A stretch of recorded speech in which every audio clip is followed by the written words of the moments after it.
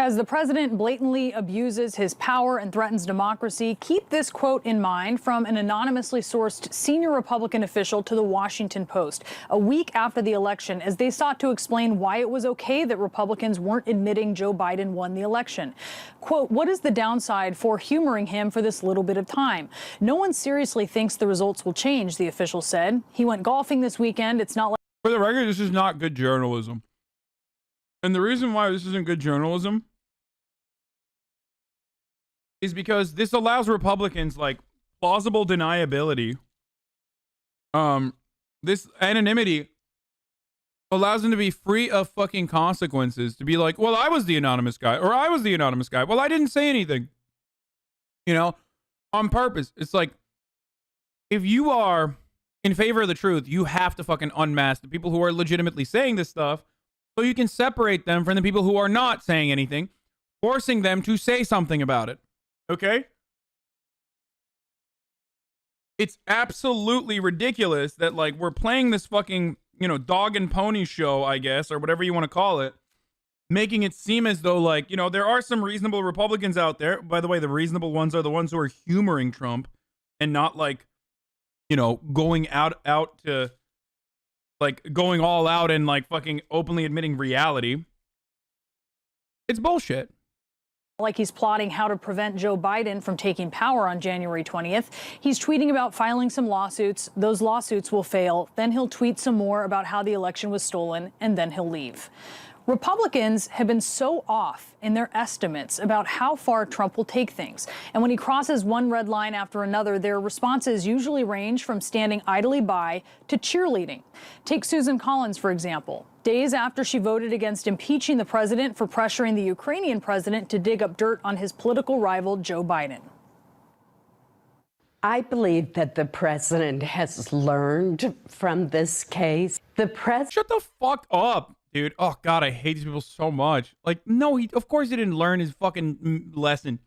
There is no lesson to be learned. The president has been impeached. That's a pretty big lesson. He was impeached, and there has been criticism by both Republican and Democratic senators of his call. I believe that he will be much more cautious in the future. Oh, he learned a lesson, all right. She said he learned a lesson, but it wasn't the lesson that Collins thought he would. The president learned that there are no boundaries. He can do whatever he wants without consequence or scorn from his party, with maybe the exception of Mitt Romney or former Republican officials, usually ones who see their political career only in their rearview mirror. It's a year later, and again he's caught on tape during a phone call pressuring officials to do his political bidding, this time asking them to break the law and throw the election in Georgia for him. Mick Mulvaney is on the list of Republicans whose quotes will live in infamy. Trump's former chief of staff wrote this on November 7th, quote, "I've been asked the same question at least 100 times in the past week. If the president..." This article was literally titled, "President Donald Trump will leave office gracefully." Loses, will... Just remember that this article was allowed to be put up on Wall Street Journal Opinion because as long as it's an opinion, you could just lie. Like, you could literally say it's just an opinion. The article's title was, "President Donald Trump will leave the White House gracefully.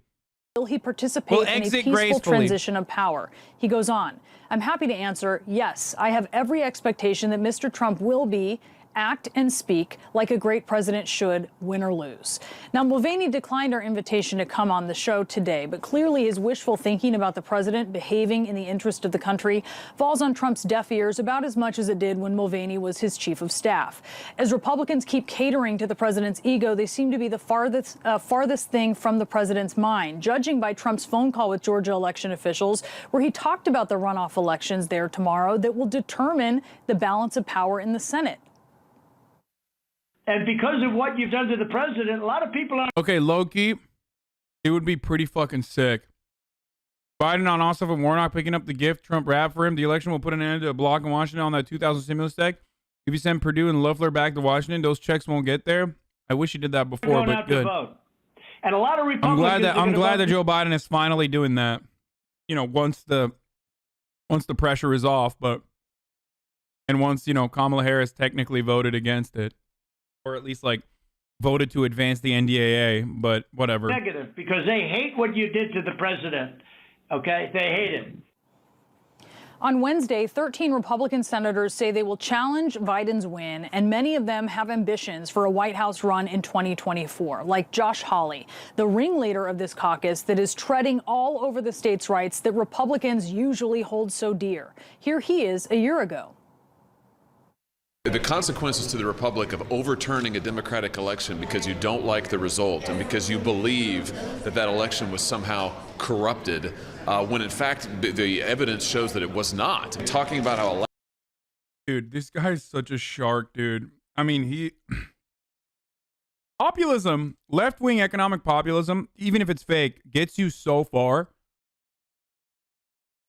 Because, like, look at Josh Hawley. He has the personality of a wet napkin. Okay, he's literally like an old dish rag or a tablecloth that has been appropriated to become a dish rag once it's lost its utility.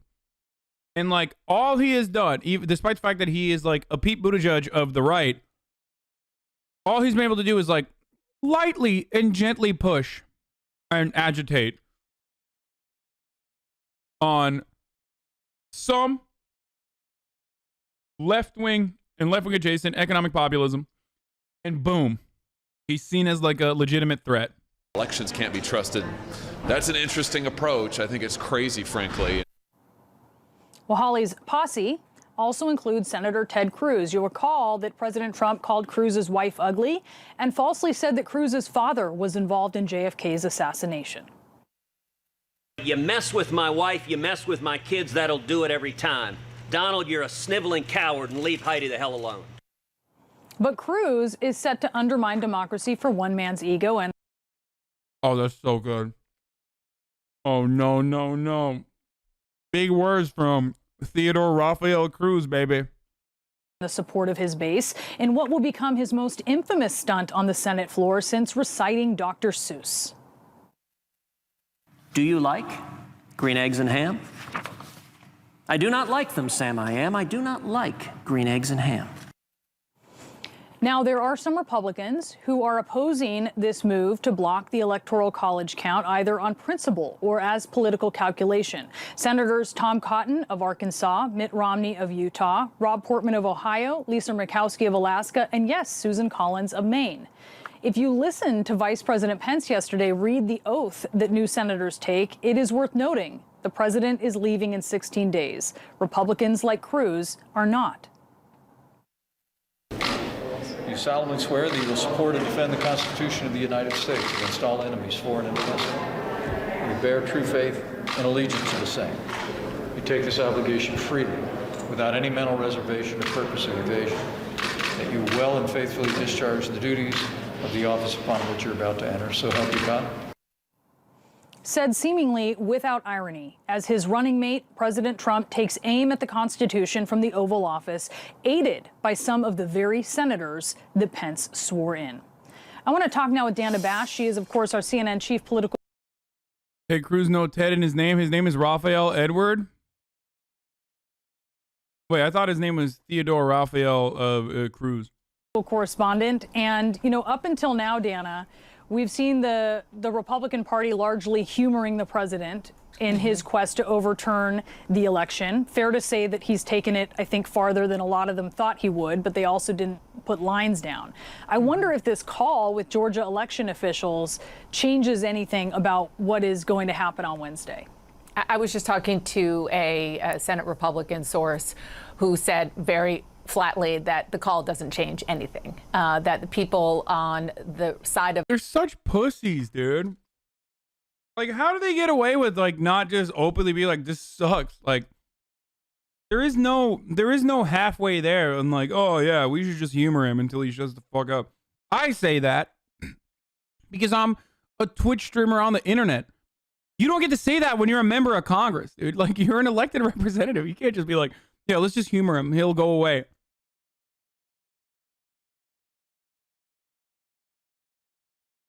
I say that because I'm powerless. You are supposed to have power. You're supposed to exert your authority. Raffensperger's picking a fight with Perdue on Fox News today. Oh my God. The president. And frankly, people who are uncomfortable with the president, they're not swayed by it because, you know, a lot of people have heard this in private. If you are an elected Republican, especially somebody with a line to the president, this is the kind of thing he says. It's totally different when he's actually talking to the election official and pressuring him, begging him, threatening him in a way that is, you know, totally inappropriate, possibly probably illegal. But, you know, when it comes to the politics of this and more importantly, what's going to happen on Wednesday, unlikely it's going to change anything. But what we do know and what we have seen really over the weekend, even more so because of the moves from Ted Cruz, as you just pointed out, and Josh Hawley, is a real rift within the Republican Party, more than we have seen in quite some time. And it's not something that is going to be healed anytime soon because it's a rift that goes to the fundamentals of what they stand for or don't stand for and how craven people are willing to be to put politics ahead of the basics when it comes to their constitutional obligations.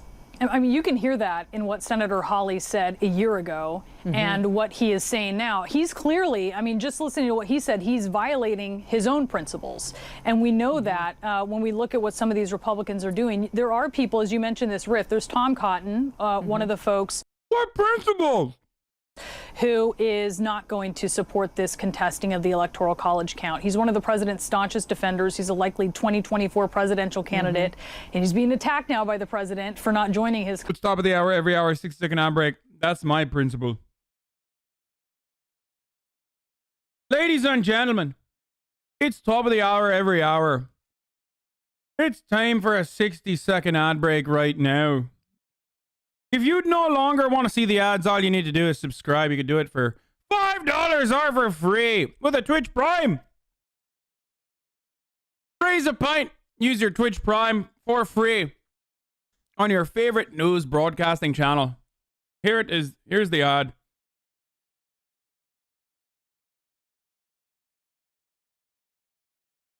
Oh. Colleagues. But what is his, you know, what is his calculation here? We can certainly see the political calculation for some folks. Is that, has he just come to a different conclusion on what is good politics? Is this a matter of principle? What is it? Listen, I mean, for Tom Cotton, a Republican, a young Republican from Arkansas, somebody whose base is Donald Trump's base, full stop, coming out and saying what the president is doing and what his colleagues are going to do by objecting and saying that they're going to start a commission, that's bad politics for Tom Cotton. Tom Cotton, I will say. Yeah, and that's why he's going to lose. Whereas, you know, Josh Hawley might have a better chance of winning now. Even in talking to some of his colleagues, he's being intellectually honest here. He is a very, very smart guy. Not to say Ted Cruz is not a smart guy, not to say Josh Hawley is a smart guy. I mean, these are all Ivy League educated lawyers before. Yeah, remember, these salt of the earth motherfuckers like Dan Crenshaw, like, look, you might shit on me, you might say like I have an affluent background or whatever. Bitch, I went to a state school, okay? I literally graduated from fucking Rutgers, dog, okay? A New Jersey state school. All these motherfuckers have MBAs and law degrees from Harvard trying to tell you that they're salt of the earth and like they're the real Americans. Like, didn't fucking Hawley literally go to Stanford, dude? I'm infinitely closer to the motherfucking proletarian, the average fucking worker in terms of like your education and whatnot than these motherfuckers are, okay? Shit is bullshit, dude. Like, imagine going to fucking Stanford and like literally working for like Bain Capital and shit and then turning around and being like, oh my God, like I'm actually from Missouri. I represent Missouri. Look at me, blah, blah, blah. Like, fuck you, dude. Before they came to the United States Senate. But what Tom Cotton is doing is he is, you know, putting the Constitution before his party. There's no way that saying what he's saying is going to benefit him in the short term politically. But someone like him, and frankly, even Lindsey Graham, I mean, he tweeted out that what Ted Cruz and Josh Hawley, but particularly Ted Cruz, is saying that he wants with this commission that would last 10 days, basing it on what happened in 1876. He said that is ridiculous, that things have already gone through the courts. Judges all up and down from state to federal to the Supreme Court have said we don't see any evidence. And, you know, it's hard to imagine somebody who is closer than Lindsey Graham to President Trump, and the fact that he is standing up and saying, Myth kicked me from the Rust team. I understand.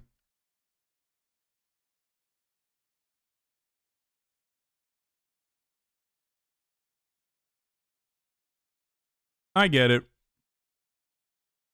I'm not mad. He needs to have people defend the squad. Or defend the base, and I'm not there. I can't do it. This is a bad idea. Object, fine. That is your right, but it is not your right to bring this whole process to a screeching halt. It is quite noteworthy, and it really does, again, speak to the real rift within the Republican Party about this.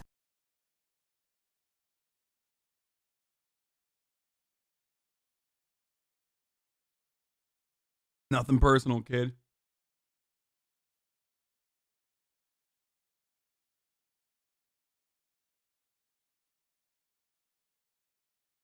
It doesn't matter that he kicked me from the team. I still have a bed and building permissions on the base, which means that I can literally wake up on the base and continue to battle.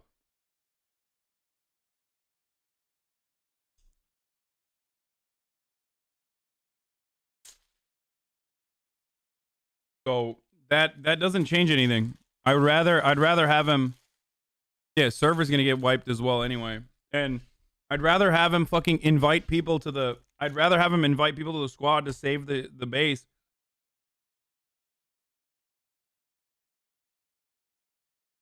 So that they can literally save the fucking base, than anything else currently.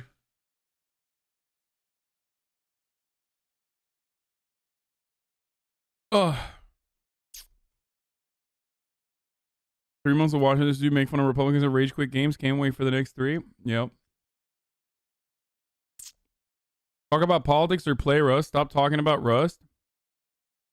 Here's a day off for you, okay? Maybe you need to cool off a little bit. See, normally I would ban that person, but because I am a reformed person after 1 day of not